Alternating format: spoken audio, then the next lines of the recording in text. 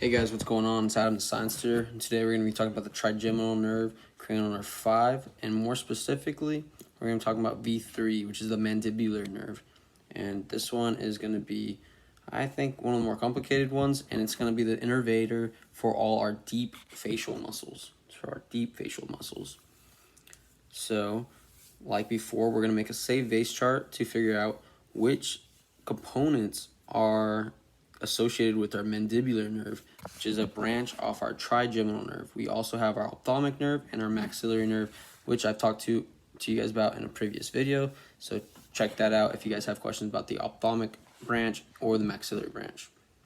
So right now I'm going to create the save vase chart. Save vase chart, I have a video on that, so if that's confusing to you guys, it's a way for us to find out which cranial nerve belongs in which system and the components. What does it do?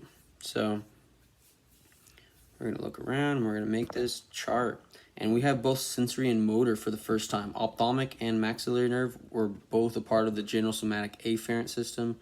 But on this one, we're going to have both motor and sensory. So it's going to be kind of interesting.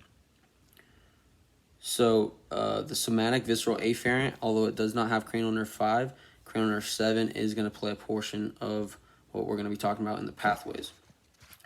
So about time, our special visceral efferent, we will have the cranial nerve 5 in there, and efferent has motor. Mandibular nerve is the only one with motor, so that means if it has cranial nerve 5 in it, it has to be the branch, the mandibular branch. It cannot be the ophthalmic or the maxillary branch.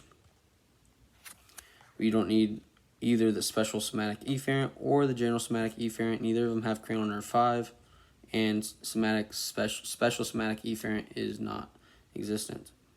We will also use our general somatic afferent just like we did in the ophthalmic and maxillary. So we're going to use two different systems, our somatic visceral efferent and our general somatic afferent.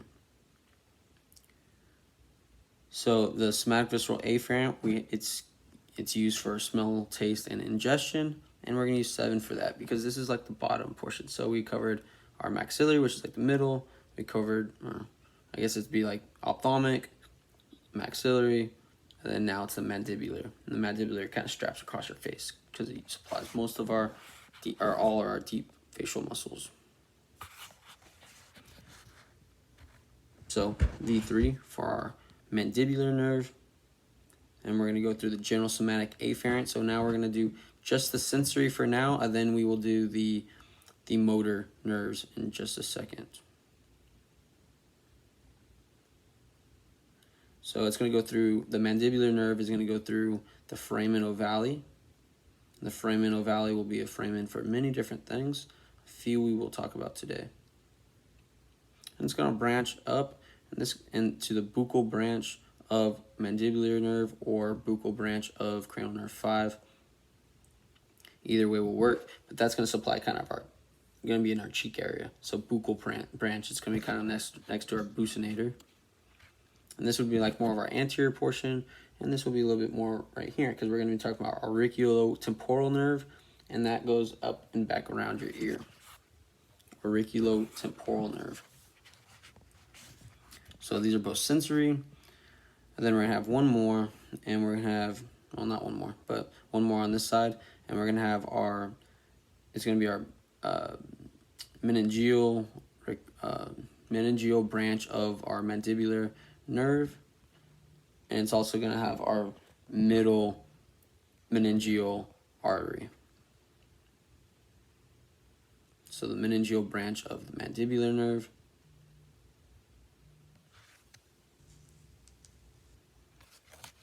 And our middle meningeal artery. So this is very important, at least clinically, because this is where we get our headaches. So we get headaches whenever our meningeal branch of the mandibular nerve gets swollen or gets squeezed. That is typically where our headaches come from. So if you have massive headaches, the doctors specialize in figuring out what they can do with that nerve per se. Then we carry on and we'll have our lingual nerve, lingual like our tongue, which is go figure, it's in the name. And then we will also have our inferior alveolar, which takes care of our bottom teeth. So in the maxillary nerve, we have our superior or supraalveolar. In our mandibular nerve, we're going to have our inferior alveolar. And the inferior alveolar will, how it goes and becomes that, it goes through our inferior alveolar foramen. So now let's add on to our motor, which is going to be in blue. And our motor, once again, it supplies our deep muscles of the face. I'm drawing in that foramen right now, and then we'll get started with the motor.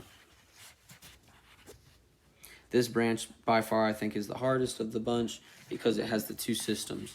But overall, it's not so bad as long as you can break up your face, know where you're at, and yeah, have a few different things to memorize. But overall, not so bad. So blue's gonna go up, and we're gonna branch out. I need to draw it kind of drastic. But the mandibular nerve, V3, is gonna supply all the muscles of mastication. So nearly all the deep facial muscles. So it's gonna be our masseter, our buccinator, our temporalis muscle, and the middle and lateral pterygoid muscles. So middle and lateral pterygoid muscles, our masseter muscle, which is our big chomper, and we're going to have also the temporalis muscle. So not the buccinator, I'm sorry. So the buccinator is from the buccal branch. So those are all going to provide motor functions so that we can chew. Muscles of mastication, which means chew. Then it's also going to have motor supply to two more muscles, which are going to be found closer to our neck. So this is going to be the Myelohyloid Nerve, and that's going to go through the myelohyloid foramen.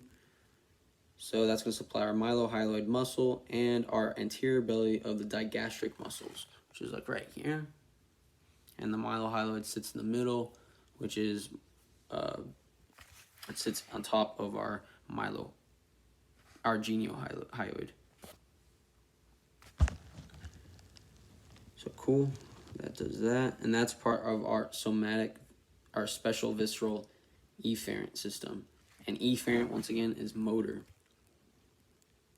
So now let's fill in the ganglion, because we're going to have presynaptic fibers and parasympathetic fibers, which was in both our cranial nerve, which is part of our V1 and V2.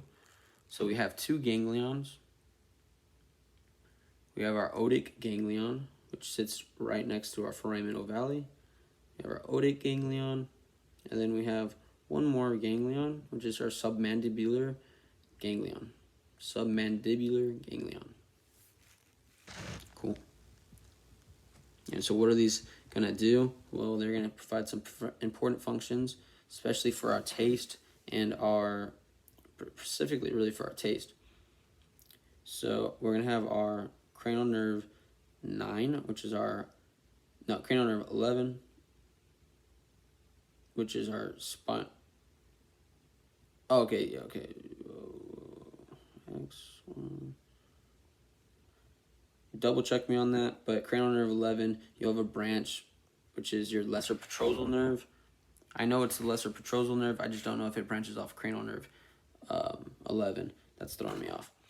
So it's going to go through the otic gland, through the foramen ovale, and off to our parotid gland, this is our chief saliva creator. So the lesser petrosal nerve is going to be our chief saliva creator, and that's going to go to the parotid gland.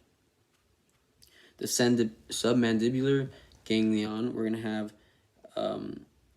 our chordae tympanae, which is a branch from our cranial nerve 7, which is a branch of our facial nerve. It's going to go through the submandibular ganglion, and it's going to supply our saliva glands, which is going to sound weird because I just said the parotid gland creates all the saliva, which it does. The cranial nerve 7 is primarily for taste. So some mandibular and sublingual saliva glands, but this is primarily for taste. And our save vase chart helps us figure that out too. So our submandibular and sublingual saliva glands, all they do produce saliva, they're primarily for taste. our parotid gland is primarily for sweat creation. So that's important to note. And once again, it's the chordae tympani nerve or branch off of our cranial nerve 7.